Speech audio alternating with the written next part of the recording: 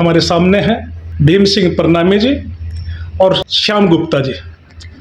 आज मैं इनसे जानना चाहूँगा एक ऐसी बात जो हमारे समाज के लिए, हमारे परिवार के लिए, दुनिया के हर इंसान के लिए बहुत ही जरूरी है, मोहब्बत। मैं आपसे परनामी जी और गुप्ता जी सबसे पहले अकेला सच चैनल का आपको प्रणाम करता हूँ और ये जानना चाहता हूँ कि जैसे कि सुनने में आता है कि रामचंद्र के वनवास के वक्त उनके छोटे भाई ने खड़ाऊ को लेकर 14 साल तक अयोध्या के राज को संभाला। लेकिन क्या वजह है कि आज जब हम ये अपने आसपास झांकते हैं, हमारे अंदर वो मोहब्बत न जाने कहाँ गायब हो गई है या गायब होती जा रही है? क्या वजह है? गुप्ता जी आप बताएंगे इस बारे में कुछ। देखिए, इसमें जहाँ तक मेरा विचार है, जो भगवान राम का टाइम था जी, वो बहुत सात्विक था और आज एक इंसान का खर्चा 100 रुपये रोज से ज़्यादा नहीं।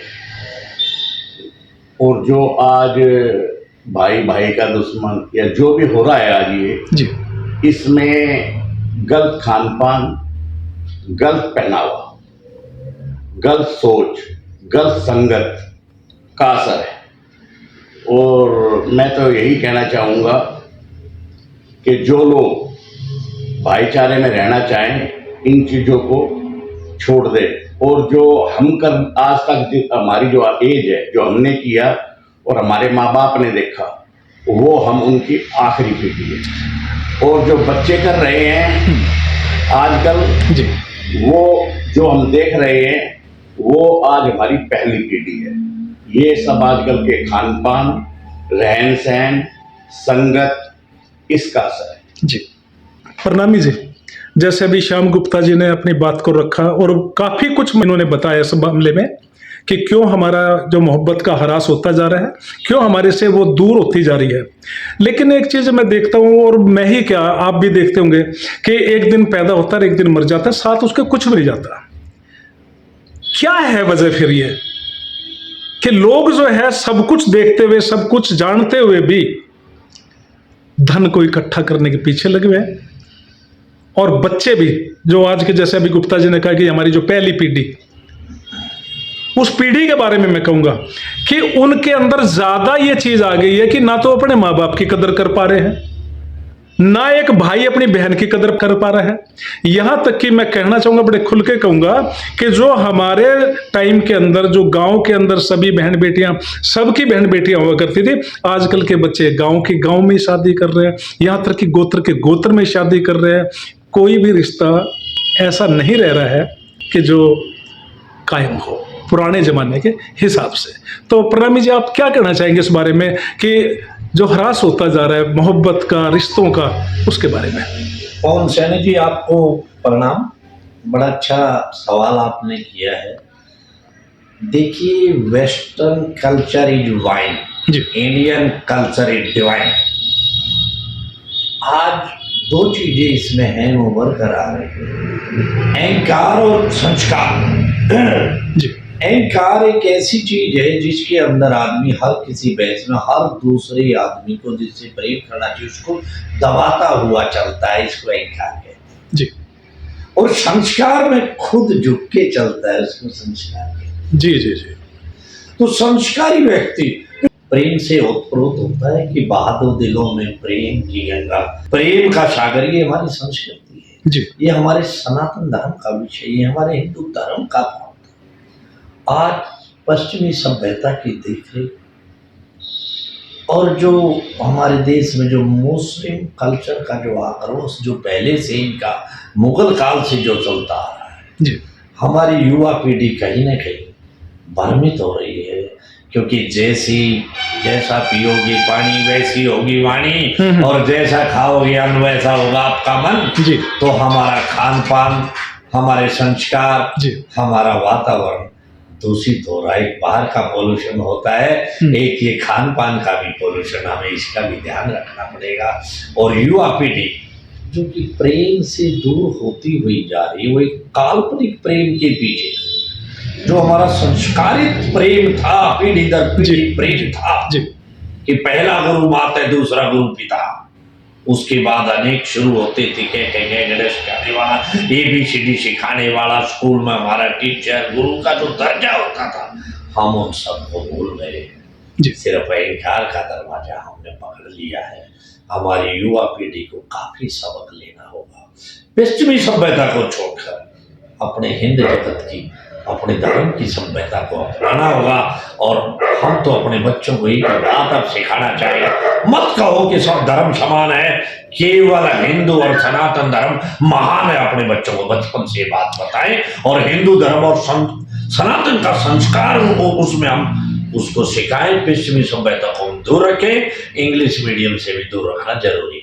जैसे आपने अभी एक पश्चिमी सभ्यता जो हमारे ऊपर हावी होती जा रही है, जो हमारा मतलब कि जो संस्कृति को खत्म करती जा रही है, इसके आपने जिक्र किया।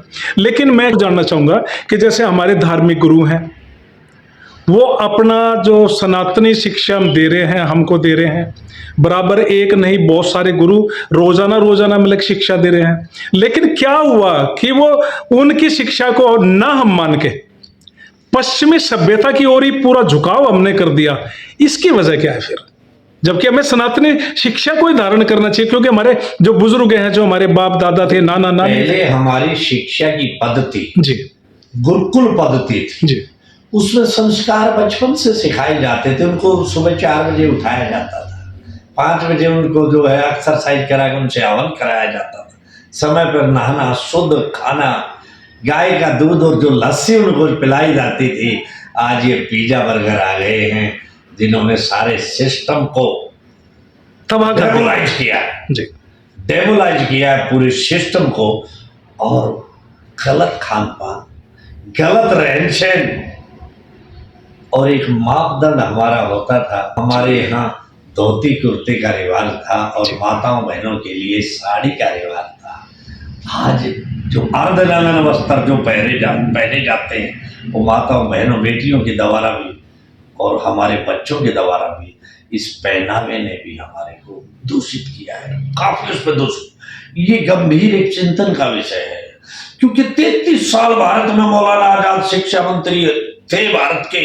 उन्होंने सब कुछ मुस्लिम संस्कृति हमें पढ़ाई, औरंगजेब, अकबर, बाबर, हुमायूं, ये सारा इनके बारे में जो इतिहास वर्णन कराया, उससे हमारी संस्कृति, हमारे संस्कार दूषित हुए। अब हमारी भारतीय जनता पार्टी की सरकार इस पाठ्यक्रम में बदलाव लगातार कर रही है। इससे हम उम्मीद करते हैं, आशावादी हैं, हमें यकीन और विश्वास है कि हमारी सरकार पाठ्यक्रम में बहुत अच्छा बदलाव लाकर हमें सही रास्ते पर। एक विश्वास है परनामी जी को। लेकिन मैं श्याम गुप्ता जी आपसे जानना चाहता हूं कि जो हमारी पुरानी संस्कृति थी खाने की, उठने बैठने की, नहाने की, सोने की, क्या वो संस्कृति वापस आए? क्या उसके अंदर आपका मन करता है कि हम उस संस्कृति के अंदर फिर जिए? अब तो साहब वो वापस आनी बड़ी मुश्किल है।